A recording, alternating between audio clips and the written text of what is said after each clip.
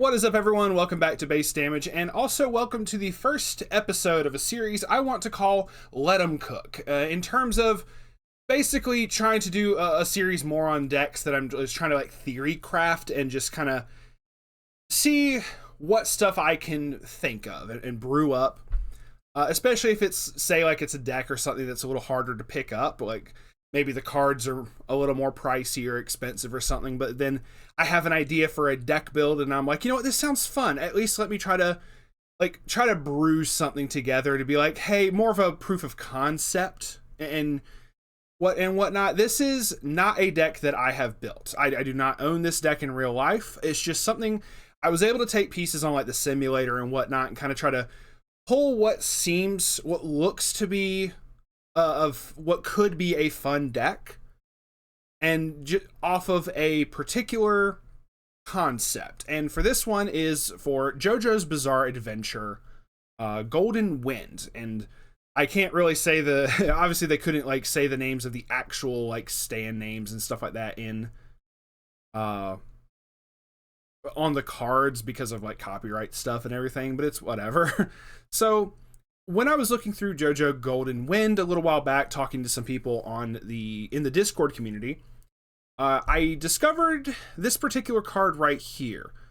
6 together as 1 SB, which is a different name altogether. It is a very interesting card. It is a 1/0/45. It says you can put up to 6 cards with the same card name as this card into your deck. And there are 6 different alternate arts, one for each of representing each of the bullets. 1, 2, 3, 5, 6, and 7. There was no number 4 bullets because reasons. But it has a very interesting effect. It says this card gets +1 soul for each of your other 6 together as 1 SBs on the field. So it doesn't state center stage, so it could even be in the backstage and still gain a soul. So let's do the math. If you had a full field of all 5 of your slots are filled with this particular card, it means it would be getting +4 soul. So basically the number of them on the field equals how much soul they would have total. So every single one in the center stage would have 5 soul. And like obviously that people were like, oh, that's, you know, a little bit crazy. There's no reason to do that.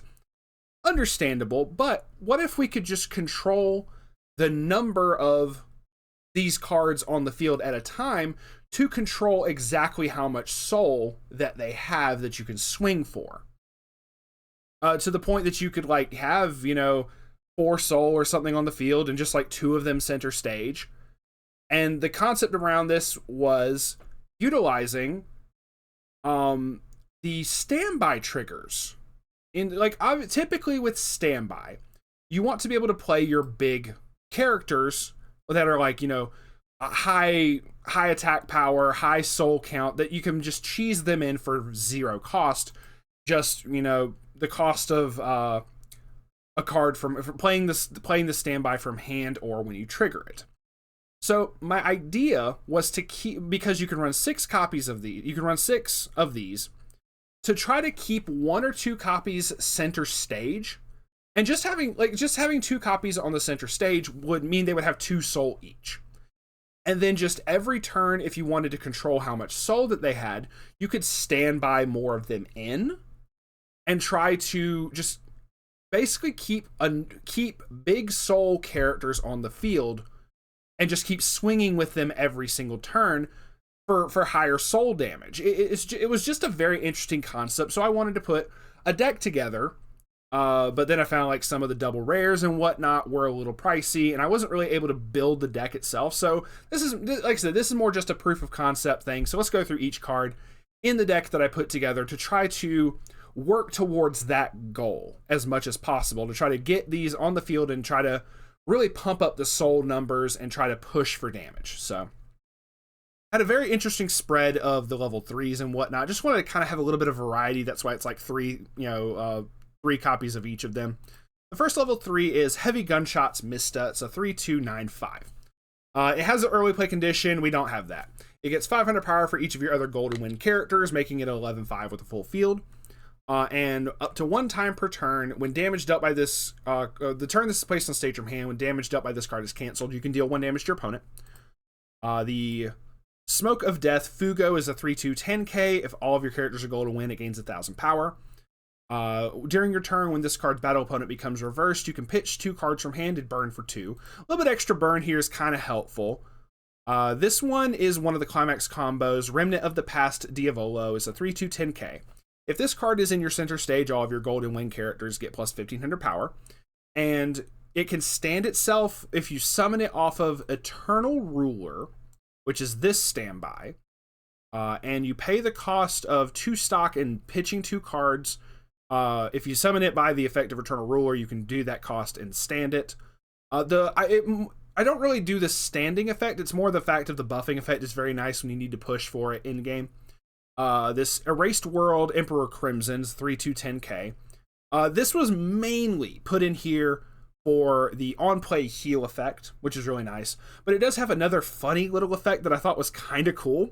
When this card is frontal attacked, you can pay the cost, which is 4 stock, discard 3 golden win characters, and if you do, terminate the attack. Proceed to the next attack declaration step. It just basically ends, like, makes that as if that attack never happened. It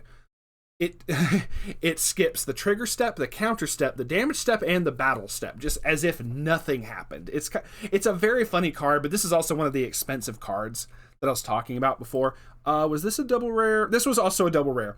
So the red double rares were a little bit pricey, and I couldn't really afford those, so I'm just like, I'm not going to worry about it. We'll just do this kind of video instead.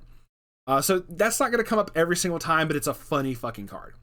For the level 2s, we have Resourceful Assassin for Maggio.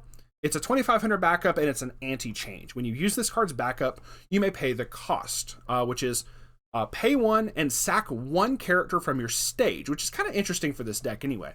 If you do, choose one of your opponent's characters with a level higher than their level, put it into their waiting room. Your opponent chooses up to 1 level 0 or lower character in his or her waiting room and puts it on the stage position that character was on. Meaning, it actually forces them to summon a level 0 as long as they have one. Meaning they can't encore that character back, which is kind of cool. So, because the little bullets are so weak, you don't mind if they get reversed and then just sack one of them from this effect if you need to do it. So 2 copies of that. This is a really cool anti-change because of that. This is where you get kind of spicy shit too.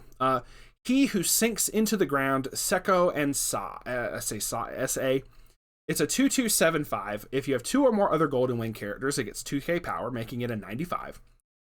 It climax combos with the other standby. When this attacks, if the other standby, I don't know how to pronounce this, Chicolata and Seko, is in your climax area, you may choose 3 characters in your waiting room. Return them to your hand, and if you do, choose 3 cards in your hand and discard them. So you can use that to, 1, grab stuff that you need. Say you need the anti-change. Say you need to get your healers ready or something. But typically, this would be really cool if you could have this out at level 1 and start grabbing back as many copies of the bullets as you possibly can to set up for soul damage next turn, which would just be really, really cool.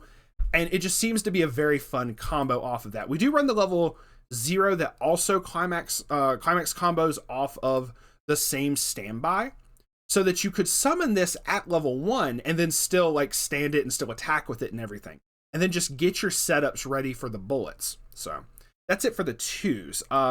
There was a promo, Pioneer of Fate Fugo. It's a 1/155. During your turn, it gains 2k, making it a 7/5. At the beginning of your encore step, if you don't have another rested character on your center stage, you can pay the cost, which is just 1 stock, and if you do, rest this card. It felt a little bit better to have this. I had another card in here first that was 500 for each of your other golden wing characters and a clock encore from the top of the deck. So I felt this was a little bit better because if you're, more than likely because of how weak the bullets are, you can just let those die. And, you know, typically you don't mind paying 1 stock just to, you know, encore this back. Is pretty cool. This is a very fun card. It has 3 effects, but we're only using the first one. The one chosen by fate, Giorno, it's a 1/1/4k. The only effect we use is the first one. All of your golden wind characters in front of this card get 500 power and a 2 stock encore.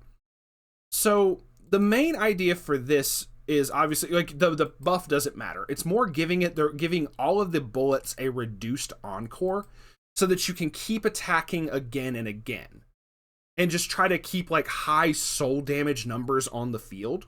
So having that facilitate that for the ones in front of it, basically the idea is like you try to keep 1 or 2 copies of this on the center stage at a time, and you adjust how much soul you're attacking with via the standbys or just, you know, playing one backstage or something, and then just cycling them out every turn and just keeping them, keep bringing them back and onto the field just by doing that and just having high soul numbers. So 1 of every one of the bullets for the rest of your level 1s. The level 0s is fairly simple. 4 copies of Bizzare Investigation Request, Koichi, and Reverb Act 3. The 002K. The character facing this card cannot move to another position of the stage. Pretty cool. When this is placed on stage from hand, it gets +1 level and 1,000 power till end of turn. So kills any reversers and doesn't give a fuck. 4 copies of Movements in the Future, Doppio and EU. At the beginning of your opponent's draw phase, reveal the top card of your deck. If it's level 1 or higher, you can return this card to your hand. And it's a 002K, I didn't say that. So you get some level 0s that can bounce back and just do some stuff just to have a little bit of a field presence. And then this is Sowing Seeds of Despair, Chocolata, I don't know if I'm pronouncing that correctly, NGT. It's a 002K. When this is placed on stage from your hand, look at the top card of your deck, put it on the top of your deck or into your waiting room. The climax combo is with the standby that the level 2 works with.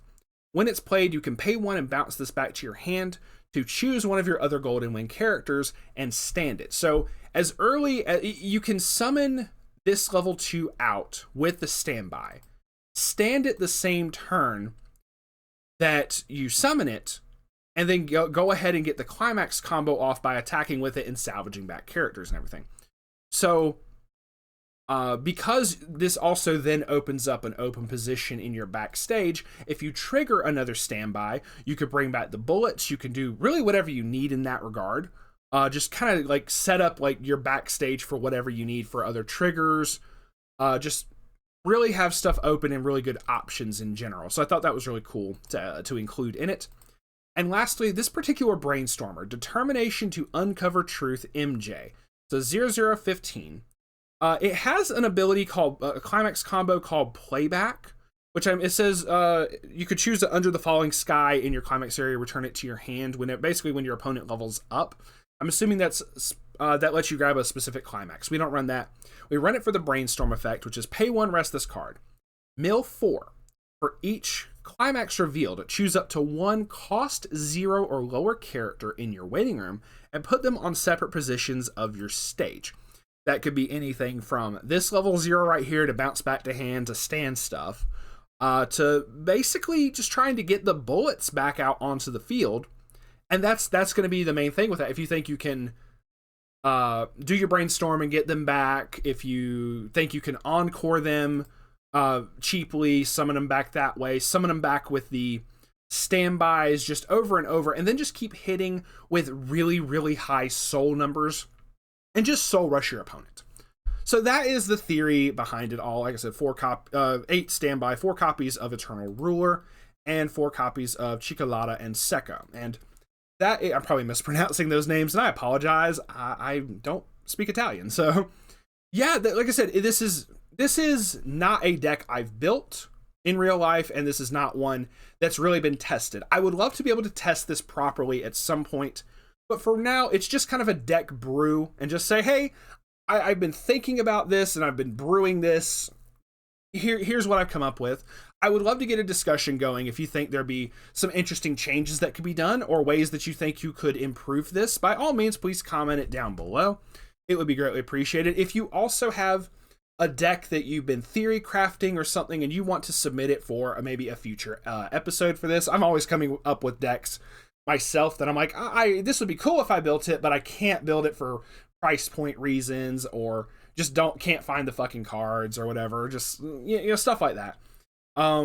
I also wanted to test it on the simulator, but there was a bug in the simulator. There was sadly a bug that if you played one copy, it counted itself and it came out with 2 soul with only 1 copy of it on the field. And it's not supposed to do that. It's supposed to be for every other. So I couldn't properly test it on the simulator, sadly. That's whatever. Regardless, like I said, this is just kind of a, hey, I'm trying to cook here. What do you think of this type thing? Just kind of get my thoughts out there, because this is a really cool series. I love the Jojo anime. It is a very, very fun show. I can't wait for more. Honestly, I still need to finish up part 6, to be completely honest. I know what happens, I just haven't watched it yet. So yeah, with that, thank y'all very much for watching. If you want to join the Discord, link will be in the description. If you want to submit any of your own ambitious deck builds, or just things that you're like, hey, this would be cool. This is a very cool theory. You know, let's a hybrid theory. No Linkin Park references here. Even though Limp Bizkit is in the set. So, all right, with that, we will sign off for now. Thank y'all very much, and we will see y'all on the flip side. Peace.